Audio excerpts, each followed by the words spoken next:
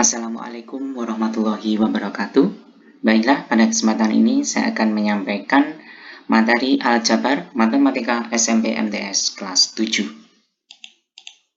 Nah, pertama kita mengenal bentuk aljabar. Bentuk aljabar yaitu salah satu contohnya yaitu adalah 2x kuadrat min 7x plus 6.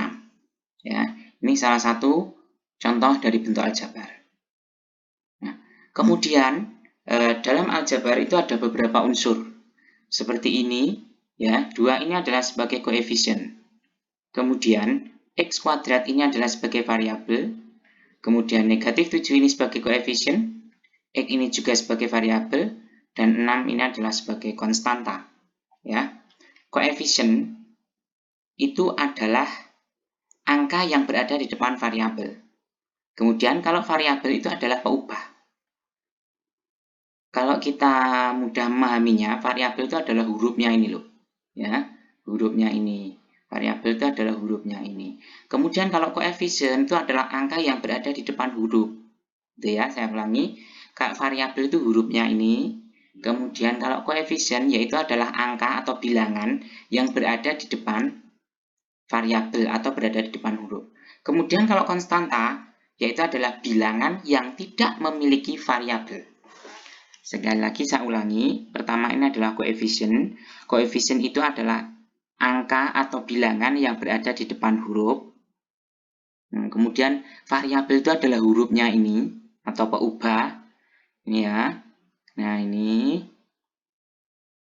variabelnya x, kemudian koefisiennya adalah negatif 7. Kalau ini variabelnya x kuadrat, koefisiennya adalah 2. Kemudian kalau konstanta, yaitu adalah bilangan yang tidak memiliki variabel. Nah, ini ya, unsur-unsur pada bentuk aljabar. Variabel atau peubah adalah lambang pada bentuk aljabar yang dinyatakan dengan huruf kecil.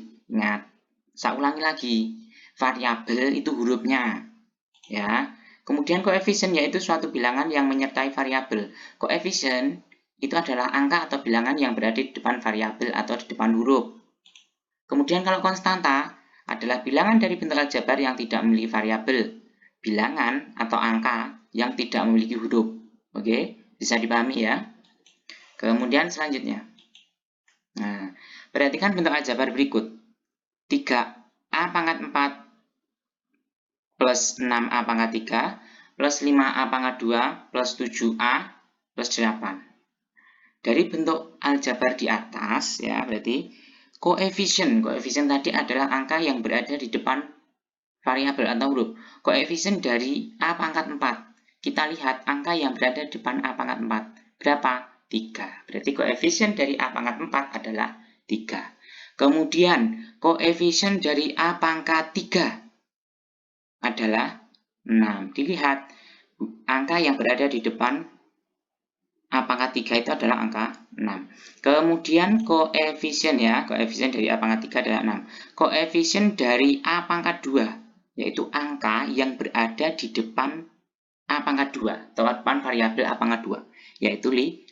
Kemudian koefisien dari A, berarti angka yang berada di depan variabel A, yaitu tuh 7. Ini ya. Kemudian 8 ini sebagai apa? Konstanta. Kenapa? Karena dia tidak memiliki variabel. Kemudian kalau saya tanya, variabel dari 3, variabelnya 3, yaitu A pangkat 4. Variabelnya 6, A pangkat 3. Variabelnya 5, A pangkat 2. Variabelnya 7, yaitu adalah A. Gitu ya. 8 tadi sebagai apa? Konstanta. Ya. Atau konstanta tadi apa? Yang tidak memiliki variabel. Gitu ya. Kemudian contoh yang selanjutnya, nah, perhatikan dari bentuk aljabar berikut. 10x kuadrat ditambah 6xy min 12. Dari bentuk aljabar di atas, yaitu koefisien dari x kuadrat. Berarti angka yang berada di depan x kuadrat, yaitu 10. Koefisien dari xy, angka yang berada di depan xy, berarti 6. Kemudian kalau saya tanya variabelnya 10, berarti x kuadrat. Variabelnya 6, berarti xy. Kemudian kalau 12 ini sebagai apa? Dia tidak memiliki variabel, konstanta ya. Berarti konstantanya adalah negatif 12. Gitu ya. Bisa dipahami? Oke. Jadi saya ulangi lagi, kalau koefisien yaitu adalah angka atau bilangan yang berada di depan variabel atau huruf. Kalau variabel itu huruf-hurufnya ini, ya. Kemudian kalau konstanta itu adalah dari bentuk aljabar yang tidak memiliki variabel atau tidak memiliki huruf, gitu ya. Nah, kemudian banyak suku dan suku sejenis dalam aljabar. Suku sejenis adalah suku pada bentuk aljabar yang memiliki variabel sama. Contoh, 12x kuadrat min 9xy min 8y plus 7xy kuadrat min 4x kuadrat plus 5xy. Nah, bentuk aljabar di atas terdiri dari 6 suku. Maksudnya 6 suku itu nih. 1, 2, 3, 4, 5, 6. Ya. Nah, ini banyaknya suku dari bentuk aljabar ini adalah 6. 1, 2, 3, 4, 5, 6. Kemudian kita tentukan suku yang sejenis. Suku yang sejenis adalah suku pada bentuk aljabar yang memiliki variabel sama. 12x kuadrat. Kira-kira di sini yang memiliki variabel x kuadrat mana? Ya, negatif 4 ya. Berarti, nah ini 12x kuadrat. Oh, sorry. Ini harusnya 12x kuadrat dan negatif 4x kuadrat. Sekali lagi saya ralat.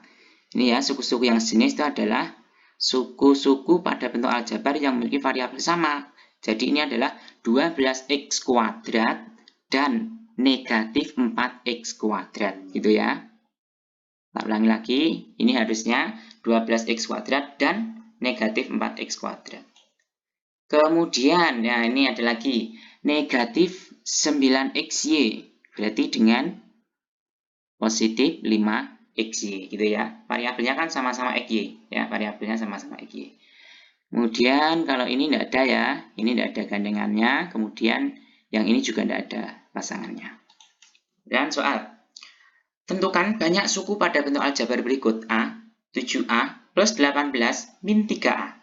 B, 2x pangkat 4 min 5x pangkat 3 min 4x pangkat 2 plus 7.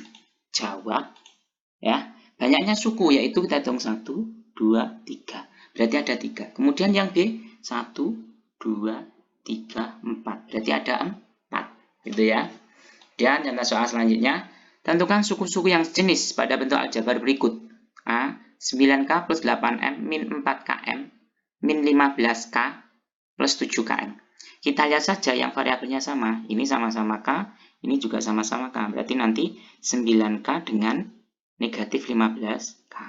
Kemudian ini 8m. Ini juga, oh tidak ada. Kalau 8m tidak ada gandengannya ya. Yang ada ini negatif 4km dengan positif 7km. Ini sejenis. Pokoknya suku sejenis itu adalah suku yang variabelnya sama. Ya, jadi 9k dengan negatif 15k ya. Yaitu 9k dengan negatif 15k. Kemudian negatif 4km dengan 7km.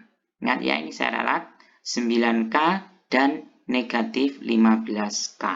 Kemudian yang bawah negatif 4km dengan 7km. Bisa dipahami? Oke, selanjutnya yang B 7p kuadrat. Nah, ini ya. 7p kuadrat, berarti kita lihat yang p kuadrat mana variabelnya nih. Negatif 11p kuadrat. Berarti 7p kuadrat dan negatif 11p kuadrat. Kemudian kita lihat lagi yang sama ini ya. Negatif 8p kuadrat Q dengan p kuadrat Q. Nah, kalau tidak ada angkanya seperti ini, berarti variabelnya, berarti koefisiennya 1. Ya, ini ya, negatif 8p kuadrat Q dan p kuadrat Q. Gitu ya. Nah, tadi yang ada ralat ini 9k dan negatif 15k. Kemudian ini 12x kuadrat dan negatif 4x kuadrat ya. Yang ada ralat itu ya. Kemudian selanjutnya, operasi hitung pada bentuk aljabar. Nah, ini contoh soalnya. Sederhanakan bentuk-bentuk aljabar berikut. Nah, 4b ditambah 2b. Ingat ya, pada operasi penjumlahan dan pengurangan hanya bisa dilakukan pada suku sejenis atau suku yang memiliki variabel sama. Contoh, 4b ditambah 2b. variabelnya sudah sama ya, sama-sama B ya, berarti bisa dijumlahkan. 4 tambah 2, 6, berarti 6B. Gitu ya. Kemudian yang B, 2A ditambah 3A, variabelnya sudah sama ya, sama-sama A, berarti tinggal jumlahkan. 2 tambah 3, 5, berarti 5A. Kemudian yang C, negatif 7C plus 6C, variabelnya sudah sama ya, berarti negatif 7C plus 6C. Nah, negatif 7 plus 6, berarti negatif 1. Kalau 1, itu tidak usah ditulis koefisiennya, hanya ditulis variabelnya saja. Ya, seperti ini. Ini sama dengan negatif 1C, itu sama saja untuk ini ya. Kemudian yang D, negatif 8X plus 8X. Nah, variabelnya sudah sama-sama X ya. Negatif 8 plus 8, 0. Itu habis. Ya. Kemudian yang E, 7M ditambah 2M, negatif 4M. Sudah sama variabelnya M. Berarti 7 tambah 2, 9. 9 dikurangi 4, 5. Berarti 5M.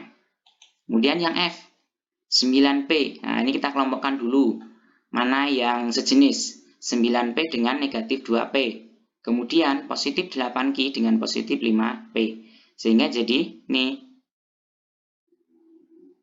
ya, 9P ditambah 5P. Saya ulangi, 9P sejenis dengan 5P.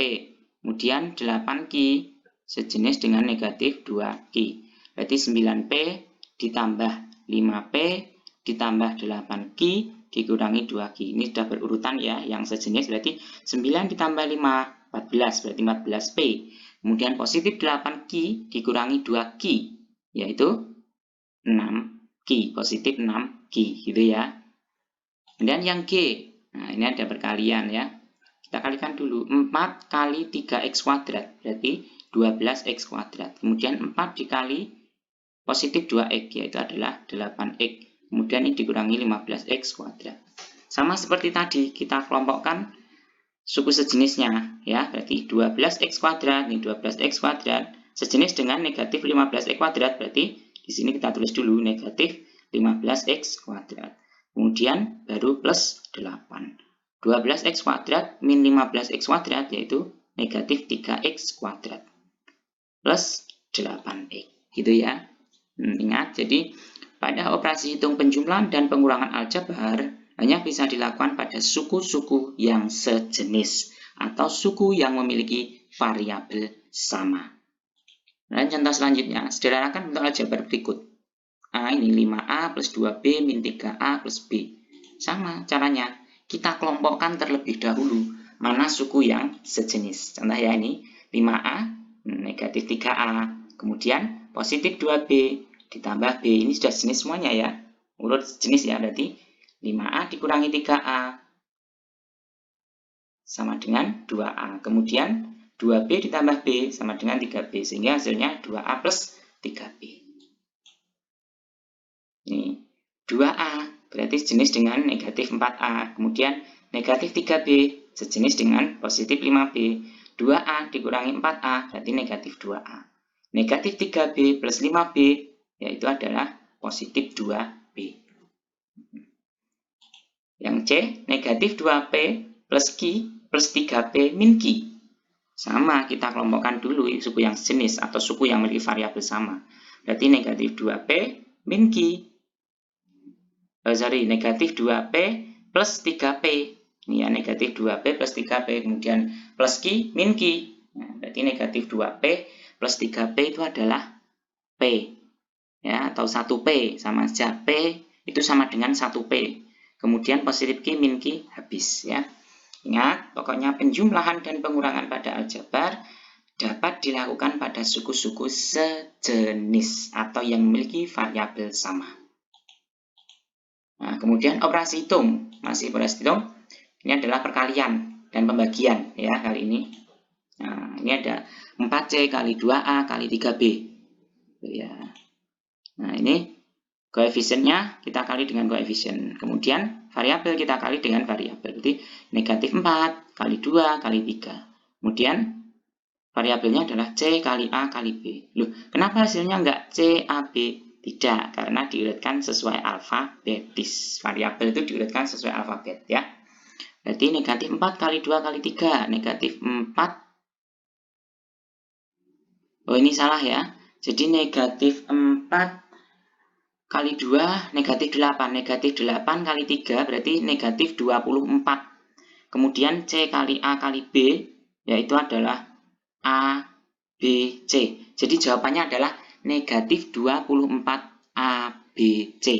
Sekali lagi saya ulangi, ini salah ya, ini harusnya negatif 24, berarti ini hasilnya adalah negatif 24 A, B, C. Nah, sebelum kita lanjut ke soal yang B, C, D, E, kita ingat dulu. Ingat ya, berarti A pangkat 3 dikali A pangkat 2. Nah, pangkat sama pangkatnya kalau dalam perkalian itu dijumlah. Jadi, A pangkat 3, ya, berarti 3 ditambah 2, berarti A pangkat 5. Kemudian kalau dalam pembagian, pangkatnya adalah dikurangi. A pangkat 3 dibagi A pangkat 2, berarti sama saja dengan A pangkat 3 dikurangi 2, yaitu A pangkat 1. Kalau pangkat 1 tulis saja hanya A, gitu aja. Ya.